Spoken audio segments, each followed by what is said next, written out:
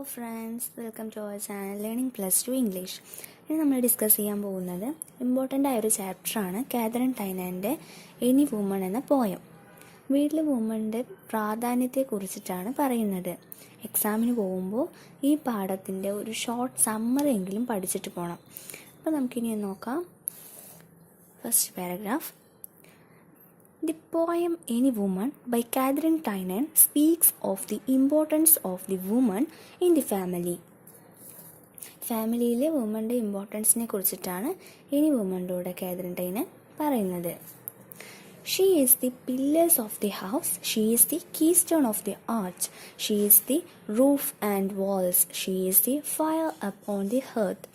Without her the home would be colder than a stone. ഈ first പാരഗ്രാഫിൽ പറയുന്നത് സ്ത്രീകൾ പില്ലേഴ്സാണ്, റൂഫാണ്, വാളാണ്, എല്ലാമാണ്. സ്ത്രീകളില്ല എങ്കിൽ വീട് the home would be colder, തണുത്തതായിരിക്കും. അത്രയും ഇമ്പോർട്ടൻസ് സ്ത്രീകൾക്കുണ്ട് എന്നാണ് ഈ പാഠത്തിലൂടെ പറയുന്നത്. ഇനി നമുക്ക് സെക്കൻഡ് പാരഗ്രാഫിൽ എന്താണെന്ന് നോക്കാം. The children come to her for love and affection. കുട്ടികൾ അവളുടെ അടുത്തേക്ക് വരുന്നത് എന്തിനു വേണ്ടിയാണ്? ലവ് ആൻഡ് അഫെക്ഷന് വേണ്ടിയാണെന്നാണ് പറയുന്നത്. The children could hardly thrive without her support. അതായത് കുട്ടികൾക്ക് സ്ത്രീകളുടെ സപ്പോർട്ടില്ലാതെ ഒന്നും ചെയ്യാൻ കഴിയില്ല. She is the one who holds the family together. അതായത് ഫാമിലിയിൽ എല്ലാവരെയും ഒരുമിച്ച് കൂട്ടുന്ന ഒരേ ഒരാളാരാണ്? സ്ത്രീയാണ്. She is all over the house. അവളാണ് വീടിൻ്റെ എല്ലാം, ഓൾ ഇൻ ഓൾ ആണ്. Okay. Nothing happens without her knowledge. എല്ലാ കാര്യങ്ങളും അവളുടെ അറിവോടു കൂടിയല്ലാതെ നടക്കില്ല.